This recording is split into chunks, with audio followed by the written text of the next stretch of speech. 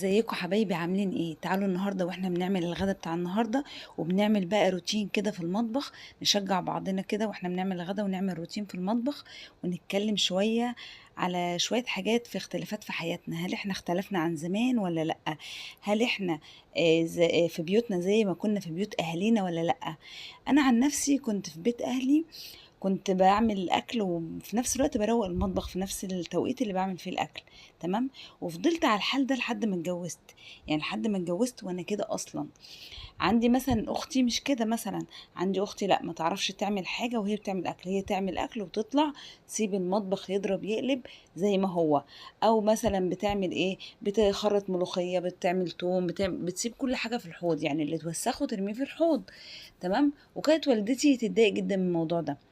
انا بقى كنت العكس خالص، انا كنت الكبيره، كنت ماسكه المطبخ، كنت ادخل المطبخ اعمل اكل، وانا بعمل الاكل اغسل مواعين اول باول، او في حاجه تانية، او لما بخلص الاكل خالص احطه يستوي على النار او بحطه في الفرن، او ماسكه المطبخ. المهم ان انا ما اطلعش من بره المطبخ غير لما اكون مخلصاه مشطباه، يعني بطلع من المطبخ مخلصه كل حاجه.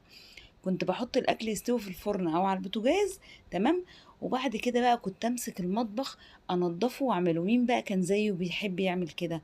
في ناس بتحب تعمل كده، في ناس لأ، تحب تخلّص الأكل خالص وتتغدى كمان وبعد كده تدخل المطبخ.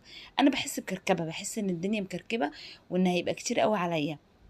لكن باعمل أكلي وباحطه يستوي، يعني أنا دلوقتي عملت الأكل دوّة وحطيته دلوقتي على النار يستوي في الفرن يستوي، وهو بيستوي أعمل إيه، زي ما كنت باعمل في بيت أهلي، بامسك المطبخ أنضّفه وأضبّطه وأروّقه وأفضل إيه، أضبّط فيه كده، ماشي، أغسل البوتاجاز، أغسل الرخامة، أغسل الأزايز وأملاها، أغسل المواعين، أهم حاجة المواعين بقى. كانت والدتي بتحب أوي فيّا الموضوع ده، تقول لي: "أنا باحبِك تدخلي المطبخ عشان كنتِ بتطلعي منه أكنِّك ما عملتيش أكل." ما بتسيبيش معلقة وسخة، حقيقي لحد دلوقتي تشهد لي بالكلام ده، إن ما باسيبش معلقة وسخة، ما باسيبش المخرطة مثلًا مطرح الملوخية، ما باسيبش الحاجات متوسخة في الحوض لحد ما نتغدى ونرجع إيه، نغسل الحاجات دي لأ.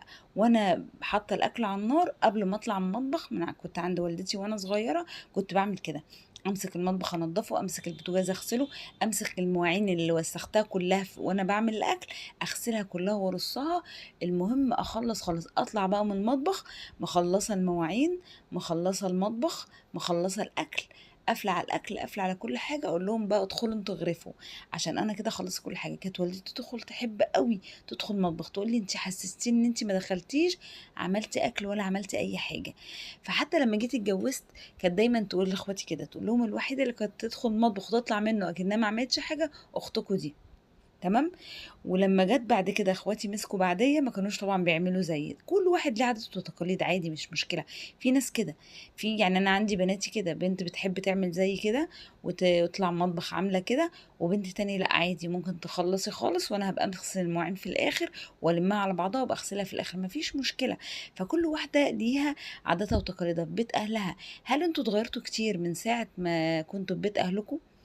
يعني في ناس اتغيّرت، في ناس كانت بتعمل في بيت أهلها وجات لمّا اتجوّزت اتلخمت بالعيال ما عرفتش تعمل نفس الروتينات ونفس الحاجات اللي كانت بتعملها ساعة ما كانت في بيت أهلها، وفي بنات لأ عادي، اتجوّزت وهي نفس الموضوع اللي كانت بتعمله في بيت أهلها بتعمله في بيتها دلوقتي، بتحب تنضّف، بتحب تشيل، بتحب تنضّف حواليها في المطبخ، بتحب تغسل معلقة لو اتوسخت، يعني أنا لو كل ما أطلّع معلقة أوسّخها لازم أنا أغسلها وأرجّعها تاني عشان أحس إن أنا ما وسّختش حاجة، تمام؟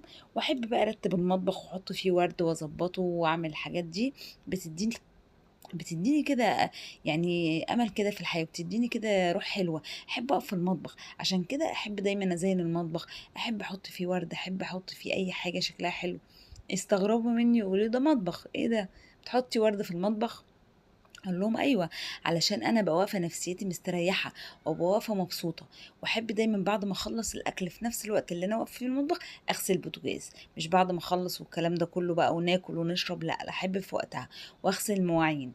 أنا اتعودت على كده، وبرضه بعد ما اتجوزت اتعودت على كده، فضلت يعني اللي أنا كنت فيه قبل ما أتجوز هو. تمام. فدي حاجة هي مريحاني، هي ممكن تتعبني في نفس الوقت ان انا واقف ساعات كتير في المطبخ عشان اخلص كل الكلام ده، بس اطلع منه مبسوطة ومرتاحة ونفسيتي زي الفل. ليه؟ مخلصة مواعين المطبخ، مش مكركب. انا مشكلتي كلها في المطبخ، مين زيي بقى كده؟